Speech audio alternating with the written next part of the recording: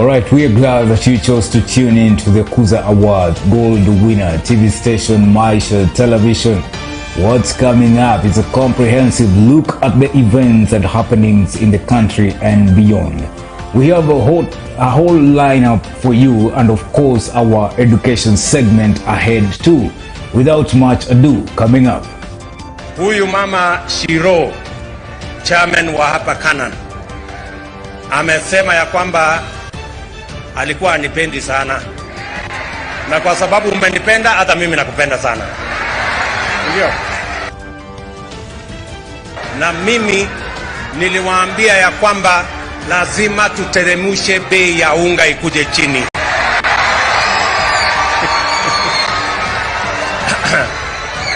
Na hiyo safari ya kupunguza gharama ya unga na gharama ya maisha tayari nimeianzisha. Rejects the appointment of the Honorable Penina Malonza, OGW, as the Cabinet Secretary for Tourism, Wildlife and Heritage.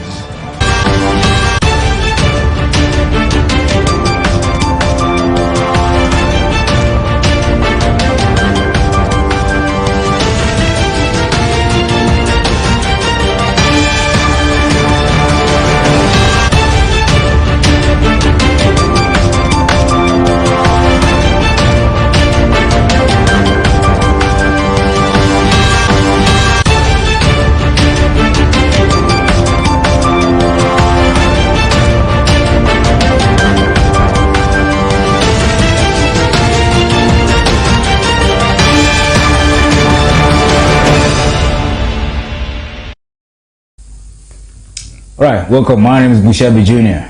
Now, to kick us off, the National Assembly Committee on Appointments has rejected the appointment of Tourism Cabinet Secretary nominee Penina Malonza. According to the committee's vetting report tabled by Majority Leader Kimani Ichung'wah before the Parliament on Tuesday, Malonza was the only CS rejected by the 17-member committee unanimously. National Assembly Committee has approved the appointment of all other Cabinet Secretary nominees. Even so, the vetting report has included a minority report recommending the rejection of Public Service CS nominee Aisha Jumwa and her agriculture counterpart Ms. Thika Linturi. Sharon Chepchumba followed that up and brings us the following report. Honorable members, this is just the notice to the motion. The motion will be there, you will debate. The National Assembly on Tuesday rejected the appointment of nominee Penina Malonza as the Cabinet Secretary for Tourism. The announcement was made after submissions made by the Leader of the Majority Kimani Ichung'wah, who affirmed that the vetting committee had resolved to reject the CS nominee. Rejects the appointment of the Honorable Penina Malonza, OGW, as the Cabinet Secretary for Tourism, Wildlife and Heritage. Malonza's nominations were rejected by the committee since she did not demonstrate knowledge of topical, administrative and technical issues touching on the Ministry of Tourism, Wildlife and Heritage. Honorable Speaker, the committee in considering this particular nominee, if you read on page 109, we do state that the nominee did not demonstrate knowledge of topical, administrative and technical issues touching on the Ministry of Tourism and Heritage.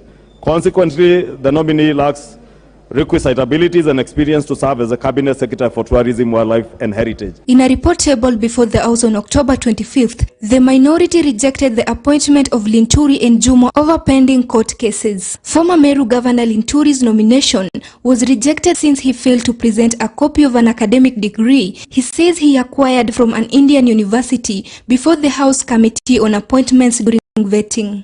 I want to single out and ask them to pay attention that there is a minority report attached to the main report for discussion in this House that is rejecting the nomination of Honorable Aisha Jumwa and Honorable Linturi, Mr. Speaker.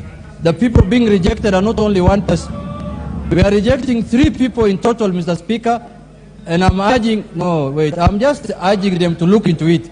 Not that I'm debating. Mr. Speaker. Thank you, Honorable Junet. Thank you. Your point is made. Honorable Franklin Mideka Linturi. Allegations that he is in possession of a forged KCSE certificate and Bachelor of Commerce degree from Marathwada University in India, which he used to register for the Bachelor of Laws degree in the University of Nairobi. It is important to note that during the committee's proceedings, this question was put to the Honorable Linturi. And his answer was that his Bachelor of Laws degree from the University of Nairobi had no issue whatsoever. And yet, according to the EACC, this is a matter which is still under active investigation. He contended that the only issue he had was his master's degree program in law at the University of Nairobi, which had been stopped under suspicious circumstances. The Speaker, the Honorable Linturi, went further to inform the committee that he was saddled with a plethora of cases, a litany of cases, numbering about 35, that had weighed him down so much that he wanted to forget about them and move on. Mr. Speaker, how will you move on? How do you move on when you have got active cases against you in court?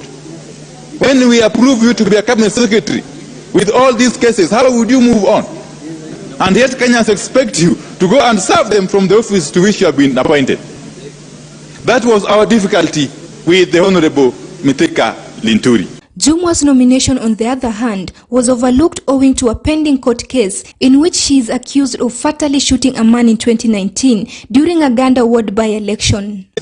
On the issue of Honorable Aisha Jumwa, it is a matter of public notoriety that the Honorable Aisha Jumwa, up to this afternoon, is still facing an active case of murder.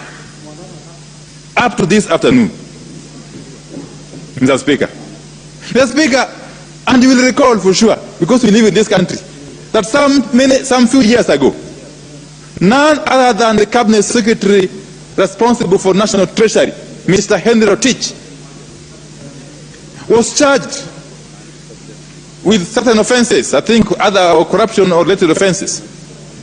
And upon being charged, he was made to step aside. Henry Rotich has stayed out of office since then, up to now, until the end of the administration of Honorable Uhuru Kenyatta. So what logic then would you be applying? While on one end, a person as senior as CS in charge of Treasury is being asked to step down, while you are attempting to appoint somebody who is facing active murder charges in court to a public office. Yes. If we approve a nominee today who has a case in court, who has a live case in court, Madam Speaker, of murder case, a capital offense, Madam Speaker, tomorrow anybody can be brought to this house with any kind of cases, Madam Speaker, and pass, because you will have set the standard that one time the Parliament of the Republic of Kenya passed a nominee with a murder case, Madam Speaker. And I'm not judging anyone. We cannot say she's guilty of the offense or she's not guilty of the offense. That is the courts to decide, not us, Madam Speaker.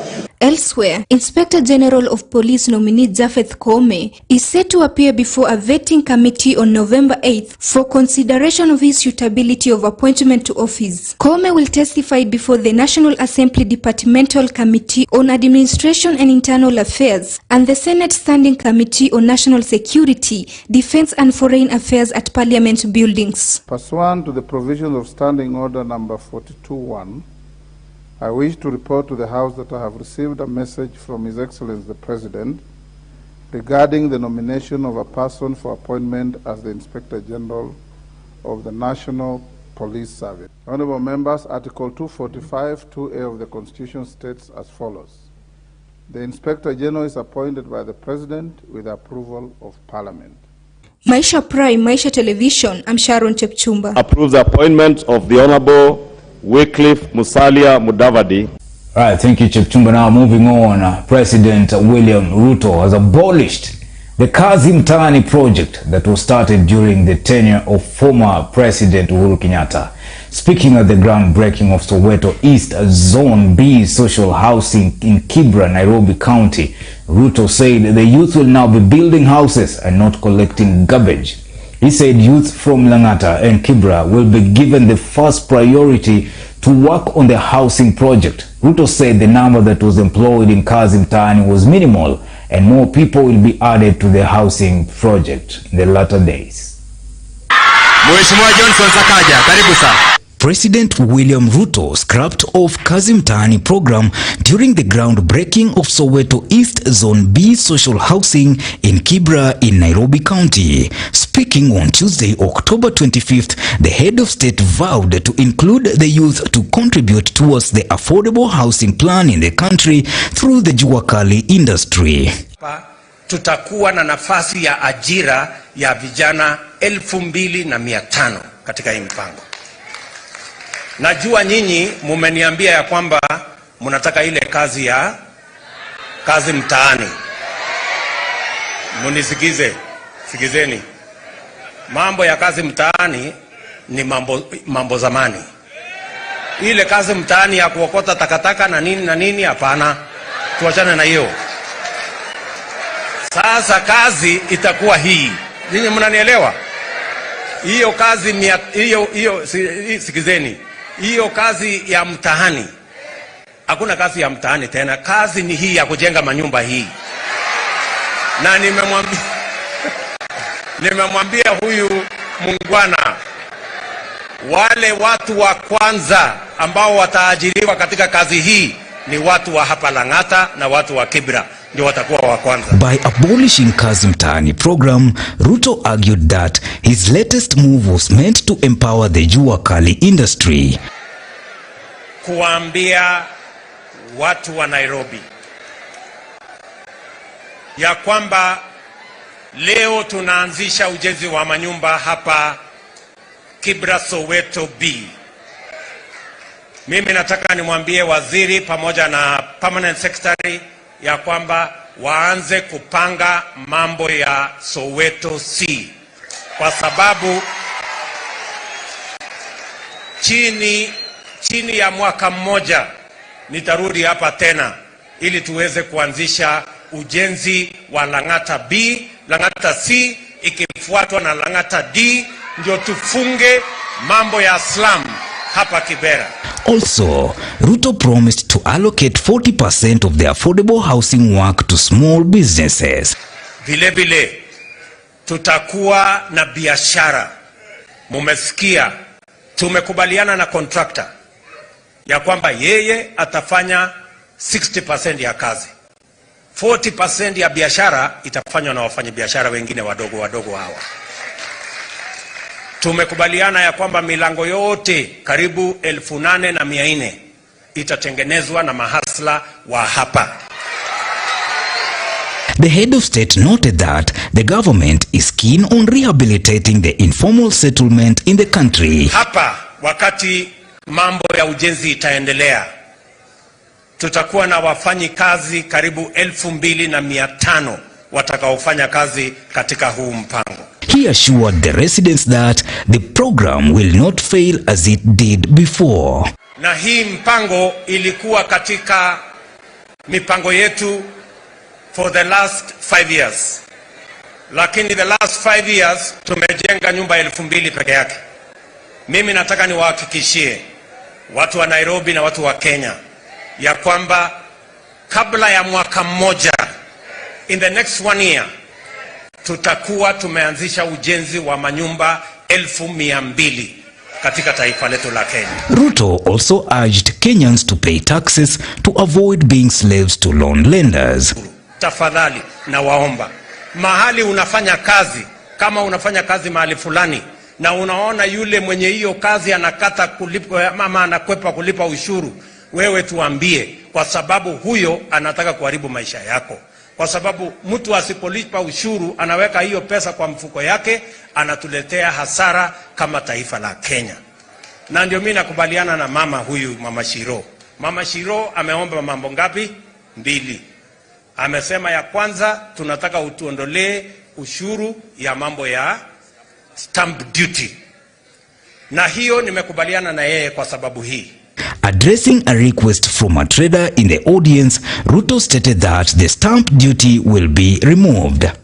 Tumesema kama serikali, kama wewe unanunua nyumba yako ya kwanza, first home owner, hatuwezi kukulipisha ushuru, tutaondoa mambo ya stamp duty. So Mama Shiro, mambo ya stamp duty tutaondoa. Sawa? Lakini hata wewe sasa ukubali.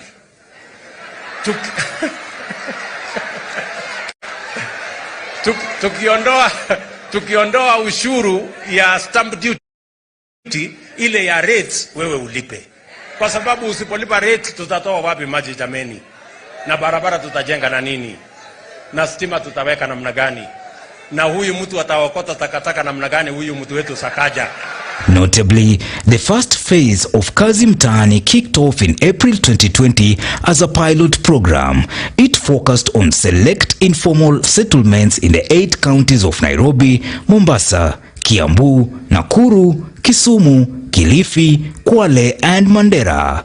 It was introduced under the National Hygiene Program to cushion the youths from the ravaging effects of the COVID-19 pandemic.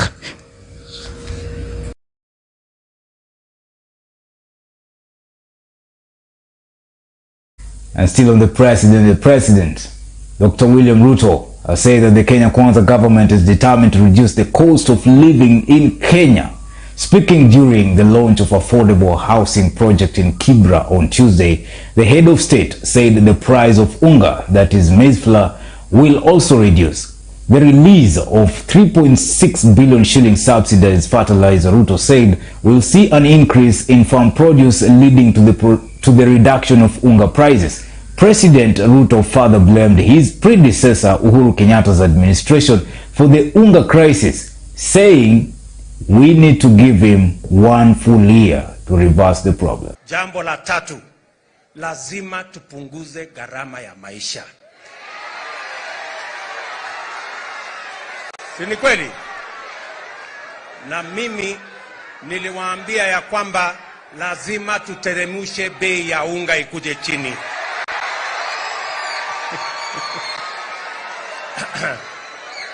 Na hiyo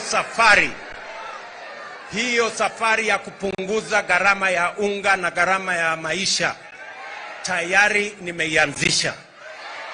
Tayari tumepatia wakulima wetu mbolea magunia 1.5 million na tunawapatia ingine magunia 6 wazalishe chakula, ndio chakula ifike hapa ikiwa bei nafuu na bei ya unga tuanze kuiteremusha. Mimi nataka niwaambie hivi, wale walioharibu hii mambo ya unga mpaka ikafika shilingi 230 walikoroga hiyo mambo kwa miaka 4. Si ndio? Si waliharibu kwa miaka 4? Munipatie tu mwaka moja peke yake nitakuwa nimenyorosha. Sio namna hiyo? So mos. Sijui kama tunaelewana. Tuko pamoja? All right, now moving on. A police officer is being held at Mwingi Central Station after allegedly stabbing a bazaar at St. Augustine Mwingi Boys Secondary School following unmet demands for fees refund. It is reported that trouble ensued when the school bazaar Alex Mwanzi objected to the demand for a school refund by the said police officer, who has been identified as Haji Boru. Mwanzi told him that the money cannot be refunded as cash but could be transferred to his son's college fees account. Confirming the incident on phone, Mwingi Central OCPD Peter Mutuma said the suspect went to Mwingi Boys Secondary School where his son studied and asked to be refunded extra money. There was an overpayment of school fees that he had made. It had been paid through the Constituency Development Fund. The bazaar was rushed to a private hospital in stable condition as he waited to record a police statement. Kuja kwa ofisi akaniambia hii kazi ya polisi iko na pesa kidogo na niko tayari kuiacha saa hii na wewe nitakumaliza. So ndio akatoa kisu.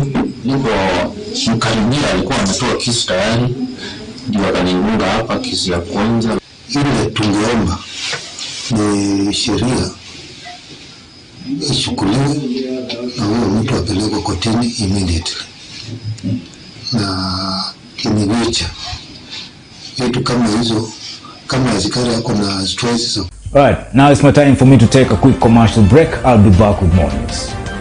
Kutufikiria ili hizi pesa zitoke haraka, maana tunasikia kuwa pesa zimetoka lakini hatuzioni. Tunasikia tu kwa masikio lakini pesa hatuzioni. Unaona vile tumejaa hapa, ni watu ambao wamejaza hizi forms miaka 2 miaka 3 iliyopita.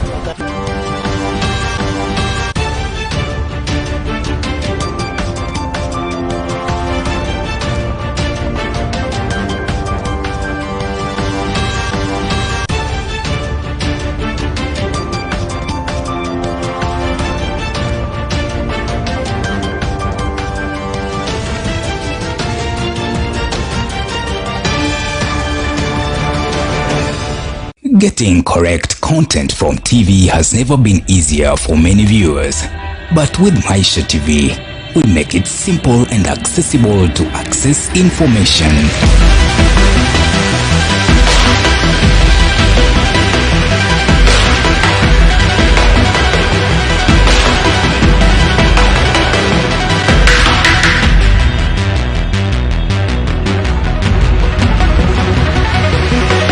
Education and entertainment at a button press on your remote control. And with our multimedia cool integration, you will never suffer again with low-level broadcasts around. We are professionally designed to work well on your TV screen. So now, let's get it on.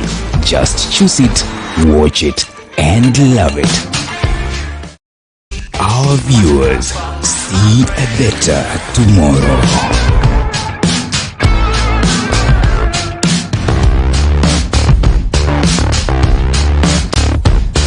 Our viewers value education.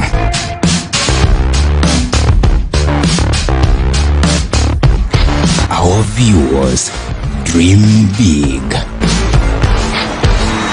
Maisha Television, broadcasting to the people who see a better tomorrow. Maisha TV, the Kenyan channel pushing information to Kenyan viewers through digital television platforms. Maisha Prime News, Maisha Television. News. Thank you for choosing Maisha Television for this broadcast. Information. Classes were in a poor condition. Cultural programming. Coming to you through all major broadcasting platforms. Special in-depth coverage from around Kenya. Exclusive reporting from all across Kenya and the continent. Maisha TV presents high-class programming, engaging talk shows from our studios and outside broadcasting on a wide range of issues with trending perspectives. I'm really asking our guys who are behind the camera to look for that clip and then play that clip. Telling Kenyan stories you won't hear elsewhere. The most wicked sight in my life is to see his tongue hanging almost up to here. Tangu corona ianze mwezi wa 3 tumekuwa na changamoto mingi. Watching stimulating debates on a hot seat. I guess. Wait, I don't know. Wait. Let me tell you why the The latest happenings from around you on Maisha Prime. The Prime talk shows connects us with realities of life. Hivi sasa, looking at your everyday life. Wazazi wameweza kuwapa uhuru watoto wao na ndiposa. And local business, finance and investment. Some levels of smuggling of sugar. Maisha TV digital platform engages users everywhere through multimedia approach technology.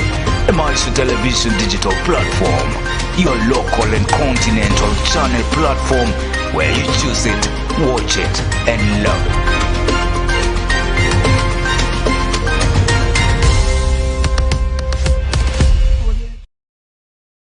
This is the place where it all happened. The stories that continue to change our country. And at present we have got one student who is now at a BBC World Service working. These are the faces we see. Business studies. Is Madam Susan Masaba. Walter Panuswabire. Usolo, Shem Bilembwa. The voices we hear. Glad you're tuned in. You're still tuned in to Maisha TV. Now every day here on Maisha Prime News, we air feature from different schools across the country that have revolutionized societies through education. This is who we are. One channel, one bulletin. Masomo News Live. Join us every Wednesday at 7:30 p.m.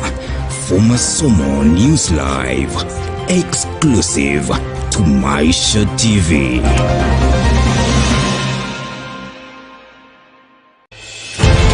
A strong woman knows she has strength enough for the journey, but a woman of strength knows it is in the journey where she will become strong.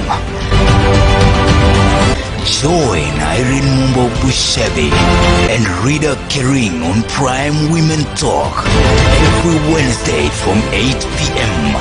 exclusive to MTV. Good morning. Good afternoon. Good evening. Good evening. Is live at Hannah's. Barcelona is live from Damascus.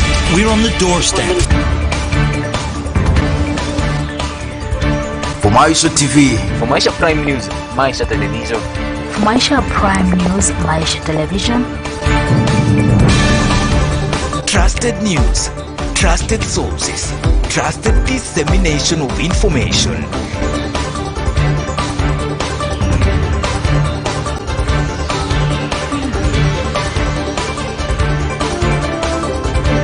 Protect by all available means our territory. Parliament must be careful. Maisha Prime News, Monday to Friday at 8 p.m. Trusted, unbiased, authoritative. The stage is set. The time is now. Credible news. It is Prime News. Only on Maisha TV. Prepare for the beast.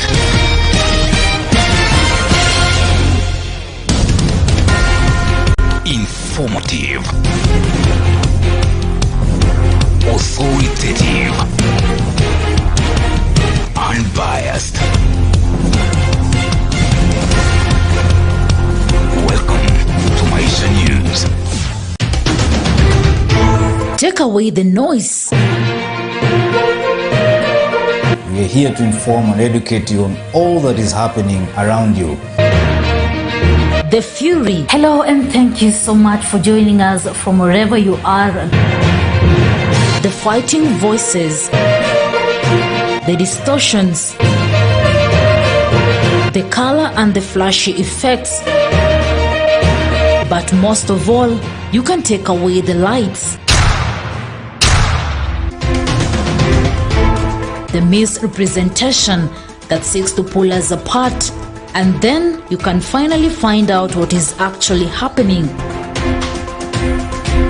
And when you find that,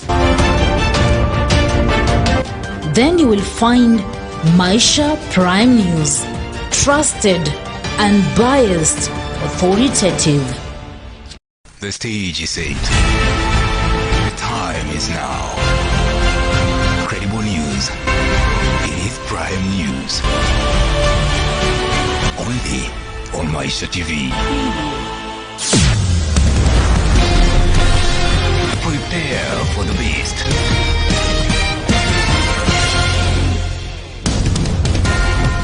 Informative.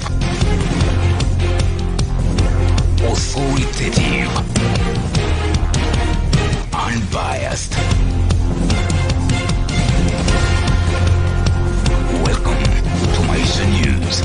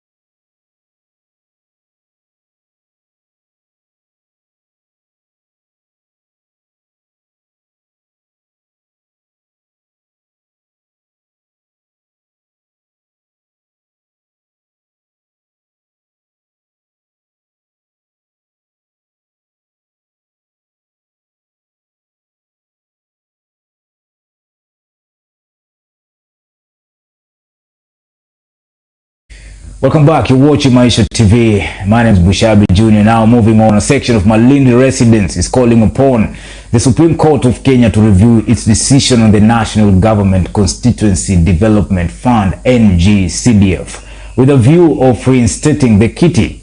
Led by elders from the area, residents urged Parliament to expedite the review of the NGCDF Act in order to align it with the Constitution and thus give the fund a lifeline. Stephen Lubanga with that story. The debate on the abolition of the National Government Constituency Development Funds (NGCDF) is still ongoing.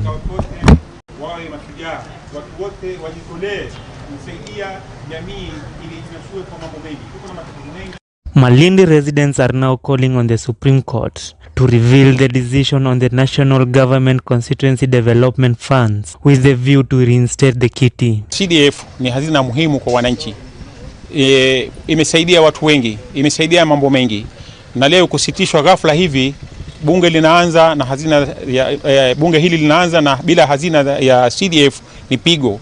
Kwa sababu hao wabunge ndio ambao wanasimamia mambo ya elimu, mambo ya kujenga mashule, mambo ya kujenga mambo mengi sana. Leo hii itakuwa ni kifo na ajali ambayo tunafanya kuiona kwa leo. Itatushutua sana na ni wengi watakuwa dropped. Kwa sababu CDF imejaribu kuinua watu. Na ikiwa serikali imesimamisha ghafla tu hivi, hili ni pigo, si pigo kwa wale ambao wako juu, ni pigo kwa sisi wananchi wa chini huku. Kuna wengine sahihi serikali inasema vijana wote wasome. 100% vijana warudi shule. Lakini ikiwa mzazi hana uwezo, hana njia ya kupata ile pesa, anajua kuna CDF nitakwenda pale pengine nitapata pesa kidogo ili niweze mtoto wangu nimrudishe shule aendelee kusoma. The residents said that the outflowing of the funds will have advanced effects on the development of critical infrastructure at the grassroots, as well as deny thousands of needy students the right to education. Imejenga mashule, imesaidia maofisi, imesaidia ambaye hajiwezi. Lingine ni kuongeza kwamba hao ambao wako huko juu wamesomeshwa na nini? Zaidi wengi wamesomeshwa na hiyo CDF. Leo hii wanaikataa.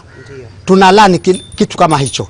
The area elders are urging the Apex Court to either rescind the decision or give a workable alternative to the NGCDF, as the decision had the potential of killing education dreams of many youngsters who depend on bursaries of the CDF to stay in school.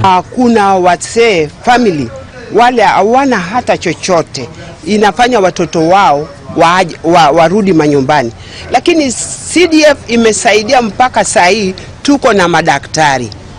Tunaomba kule juu, bila walisema wanapeleleza mambo ya CDF, tunaomba CDF isimame kidete kabisa kwa ajili wakati inatolewa pesa inasaidia hata family wale wawezi, watoto wao wanapata education na wanasimama na family. Na hiyo family hata kama ilikuwa chini inarudi juu kwa ajili ya education na imesaidiwa na nini? Na CDF. Tafadhali kule juu kwa president yule ameketi, tunaomba CDF iendelee. Malindi Member of Parliament Amina Mnyanzi expressed confidence that the fund will be reinstated, saying MPs will relook at the NGCDF law to align it with the constitution. Swala la mahakama lenye ambalo waliweza kukataa masuala ya mambo ya CDF, it didn't go well with me. Kwa sababu hapa lazima watu tuelewe, katika Kenya hii kila mtu ako na kazi tofauti. Kuna wale ambao wanafanya administrative issues na kuna wale ambao they play the political wing, especially kama sisi wabunge. Sasa swala la mbunge ukimwondolewa masuala ya CDF, umemwachia majukumu matatu peke yake, ambao ni legislative oversight na representation. Lakini kuna yale masuala ya chini hapa kwa mwananchi, mwenye ambaye anataka shule kujengewa, wenye ambao wanataka furnitures. Kuna vitu vidogo vingi venye ambavyo vimeweza kusaidika katika masuala ya CDF. Haiwezekani kama mbunge kwa sababu ya shule 2-3 kila masaa awe anakwenda Nairobi kupitisha miswada kule. The resources are limited, watu ni wengi, competition is high, kila mtu anataka kuvutia kikwake na upande wake. So I believe the CDF, na sisi kama wabunge niko na imani na uhakika, kwa sababu sisi wabunge peke yetu. Mheshimiwa Rais William Samoei Ruto amekuwa mbunge na anajua umuhimu wa NGCDF kwa mbunge. Residents were speaking at the NGCDF offices during a press conference to thank the Member of Parliament for recognizing their contribution to the society. Lubanga Stephen, Maisha Prime News, Maisha Television. Alright, thank you, Stephen. Now moving on, Kenyans living in Moyale have called on the government to intervene and resolve the conflict on the Kenyan-Ethiopian border after Ethiopian officials seized their cars and borders without giving any reason. Mimi ndo nimenyang'anya pikipiki hapo Ethiopia. Nikisaini 6 months hivi. Ilikuwa tu wamenisimamisha, mimi kawaida tu napeleka watu. Tunajua tunaenda tunatembeleana ndani. Sasa siku moja tu kwa harakati ya kutafuta kwenda huko, sasa wakanisimamisha. Kaangalia tu na plate wakaninyang'anya hivyo tu. Niliingia custom ndani. Kuna injini nyingine nimebeba, nimeshukisha huko. Wakati nilishukisha injini alafu nikirudi nikiwa nimefika kwa gate, ndio kuna federal nyingine alifuata mimi akachukua kifunguo ya gari. Nilishuka kwa gari, kwa nini umechukua kifunguo? Amefuguza mimi. Sasa nimetoroka, nimeacha gari.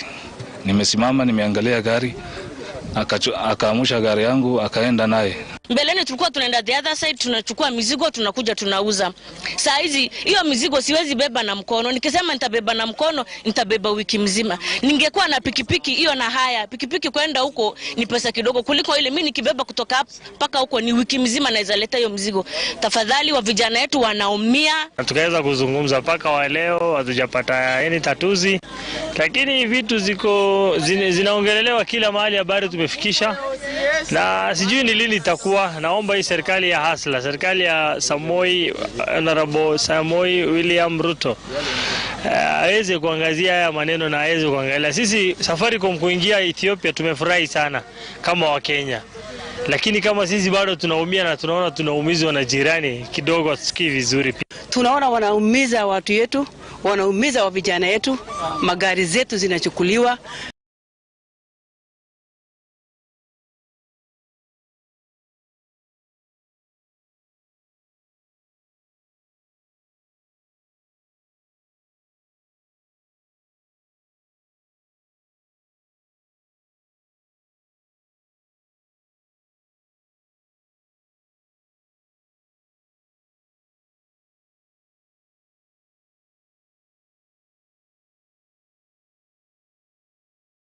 Pikipiki zinachukuliwa.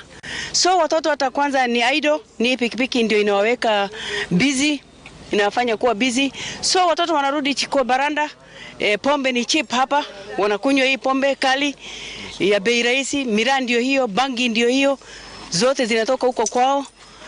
Lakini naona kuishi na hawa watu ni shida sana. Wakati tulikuwa tunafanya kazi vizuri, tunaenda Ethiopia, tunakuja Kenya, lakini sasa imefika wakati tukiingia Ethiopia tunachukuliwa pikipiki. Sasa ni kama tunaibiwa na hakuna venye tunasaidika. Tumeenda kwa maofisi mingi, tumeingia DC, tumeenda kwa OCS pale, lakini hakuna usaidizi. Embu leaders warn KenGen and TADA for failure to provide water and power to surrounding communities. They were speaking during a relief food distribution exercise that was conducted by Kiambere Ward Community-Based Organization KWCBO that purchased food from proceeds of sand. They now want government food program being commissioned to cushion Turkana residents be extended to Embu as well. They decry local companies have failed to use their social corporate responsibility to support Embu residents. Mimi nikiwa mwalimu wa nasari ya Mtwavare, ninaona kukiwa na shida sana kwa sababu wale watoto wako na njaa sana. Watoto wale huku within Mtwavare hakuna maji ya kutosha. Within Mtwavare hakuna chakula. Sababu hakuna chakula, wazazi hawana chakula. Sasa hao watoto wanakuja bila chakula. Wakikuja bila chakula, wengi wao wanalala saa 4. Kwa hivyo hata wewe ukiwa mwalimu huwezi kufundisha ikifika saa 4 because watoto wenyewe hawajashiba na hawawezi kuconcentrate. Huku si tuko na KenGen, tuko na Taranga wako huku, hata Kenya Power si wako huku, na stima yote inatoka huku kwetu Kiambere.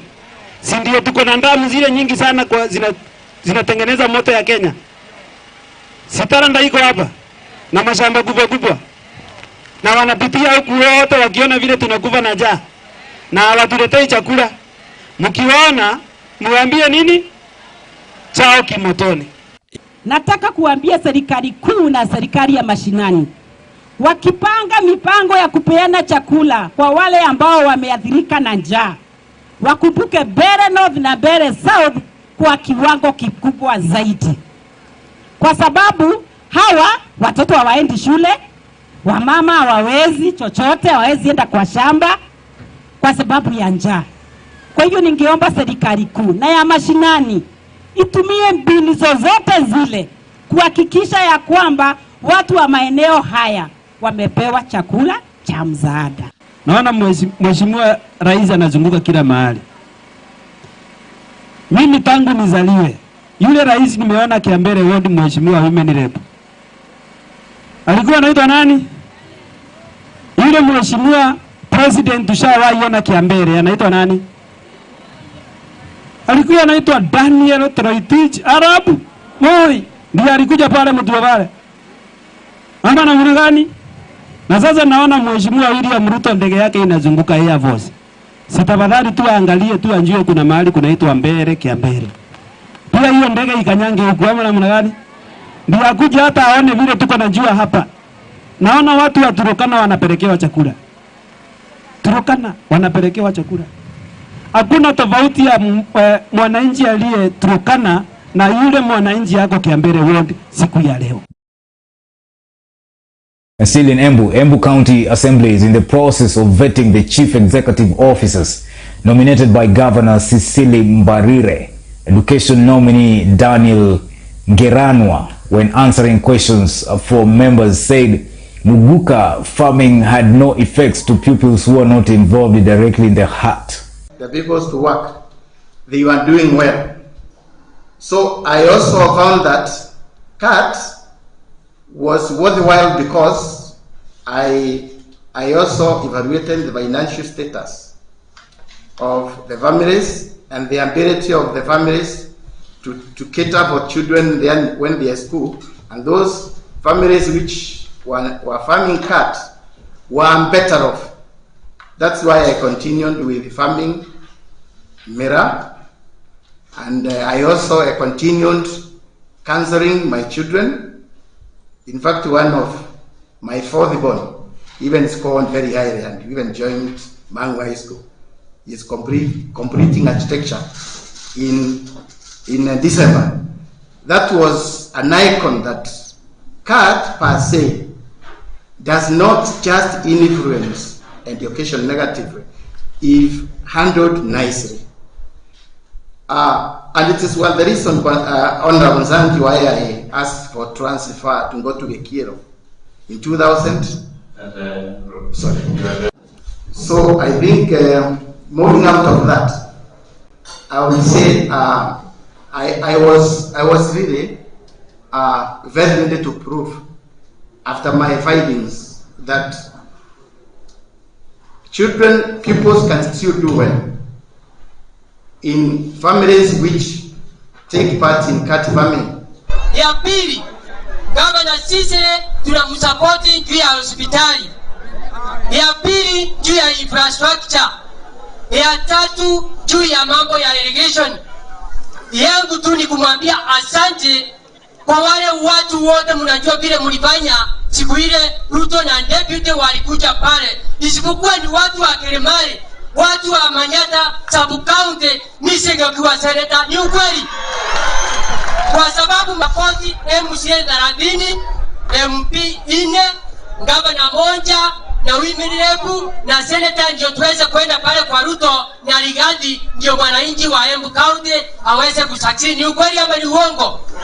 Asante, tushikane mikono pamoja, tunataka kutoa Embu kwa kwa wafungwa tuwapeleke bahari nyingine juu ya economy recovery ya Embu County. Now, a group of elderly persons in Tana North, Tana River County are calling on the Unclaimed Financial Assets Authority, UFAA, to fast-track the process of paying their dues which had been transferred to them by different institutions.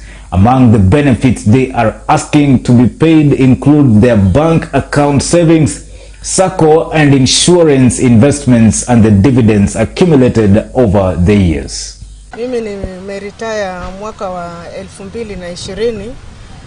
Basi nilipopata hii habari ya Unclaimed Financial Assets, nikawa nimefuatilia kuhusu share investments za marehemu bwanangu alikuwa ni chief.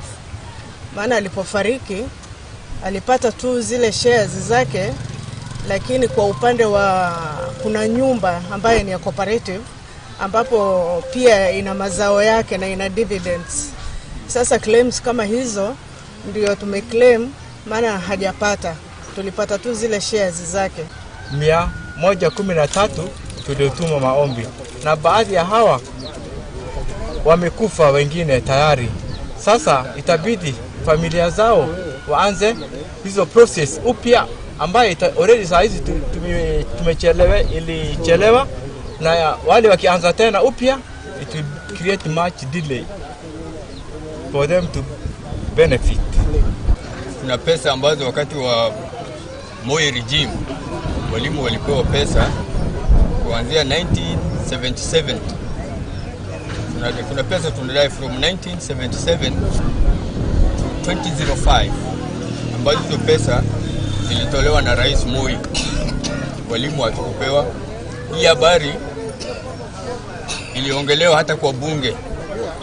Bunge wakapitisha wakasema walimu walipo hizo pesa zao. Serikali inasema pesa ziko lakini hatulipwi. Tunangojea serikali ya Hustler Nation watusaidie ili hizi pesa tuzipate, maana tuna watoto wanasoma, kuna kina mama wanafanya biashara. Hao waliosimama hapa wote ni wale ambao wamejaza hizi forms na walikuwa wanataka usaidizi kutoka kwa serikali. Kwa hivyo tunaomba kupitia serikali ya Dr. Ruto tusaidike tupate hizi pesa ili zitusaidie mambo mengi ambayo yamelala. Mimi kitu ambayo ninaomba ni hii serikali ya Dr. Ruto, tafadhali, sisi ni wanyonge, ajaribu kutufikiria ili hizi pesa zitoke haraka. Maana tunasikia kuwa pesa zimetoka lakini hatuzioni. Tunasikia tu kwa masikio lakini pesa hatuzioni. Unaona vile tumejaa hapa ni watu ambao wamejaza hizi forms miaka 2, miaka 3.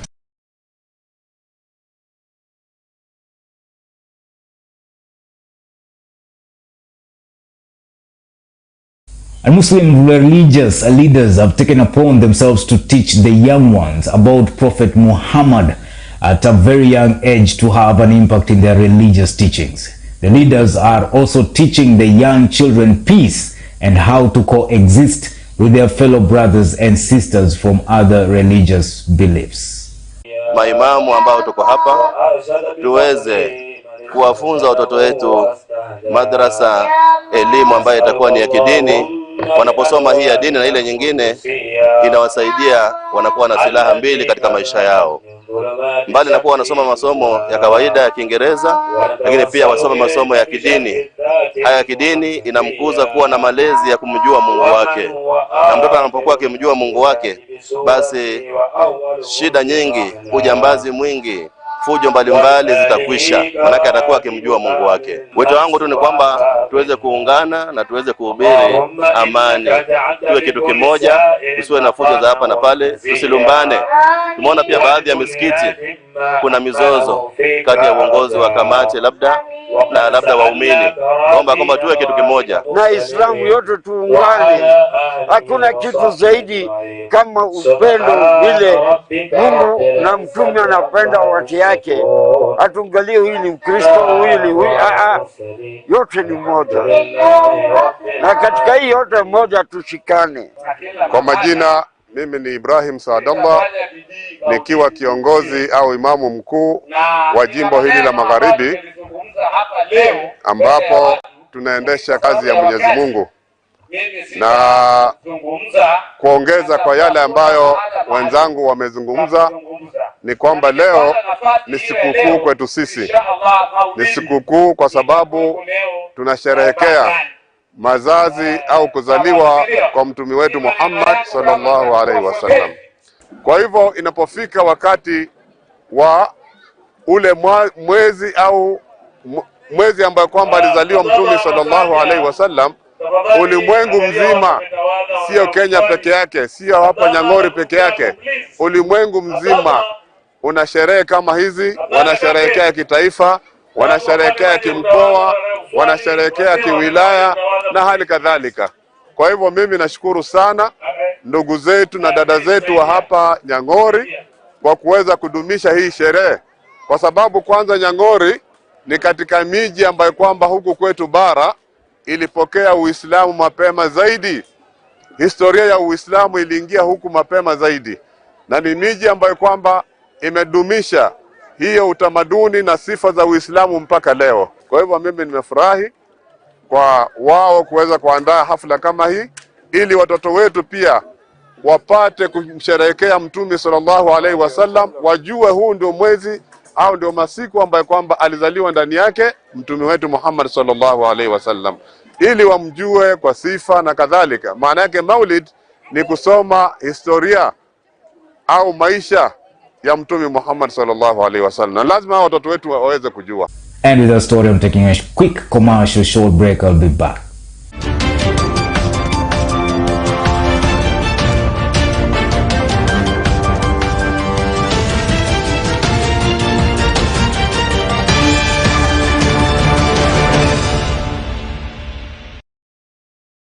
This is the place where it all happened. The stories that continue to change our country. And at present we have got one student who is now at a BBC World Service working. These are the faces we see. Business studies. Is Madam Susi Masaba. Walter Usolo, Shem Milembo. The voices we hear. Glad you're tuned in. You're still tuned in to Maisha TV. Now every day here on Maisha Prime News, we air feature from different schools across the country that have revolutionized societies through education. This is who we are. One channel, one bulletin. Masomo News Live. Join us every Wednesday at 7:30 p.m. for Masomo News Live, exclusive to Maisha TV. Maisha TV, the Kenyan channel pushing information to Kenyan viewers through digital television platforms. Maisha Prime News, Maisha Television. News. Thank you for choosing Maisha Television for this broadcast. Information. The classes were in a poor condition. Cultural programming. Coming to you through all major broadcasting platforms. Special in-depth coverage from around Kenya. Exclusive reporting from all across Kenya and the continent. Maisha TV presents high-class programming, engaging talk shows from our studios and outside broadcasting on a wide range of issues with trending perspectives. I'm really asking our guys who are behind the camera to look for that clip and then play that clip. Telling Kenyan stories you won't hear elsewhere. The most wicked sight in my life is to see his tongue hanging almost up to here. Tangu corona ianze mwezi wa 3 tumekuwa na changamoto mingi. Watching stimulating debates on a hot seat. I guess. Wait, I don't know. Wait. Let me tell you about the No. The latest happenings from around you on Maisha Prime. The Prime Talk shows connects us with realities of life. Hivi sasa, looking at your everyday life, wazazi wameweza kuwapa uhuru watoto wao na ndiposa, and local business, finance and investment. Some levels of smuggling of sugar. Maisha TV digital platform engages users everywhere through multimedia approach technology. A Maisha television digital platform, your local and continental channel platform where you choose it, watch it and love it.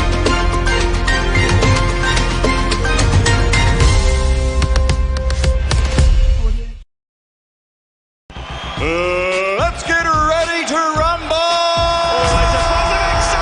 Your world of Maisha is getting an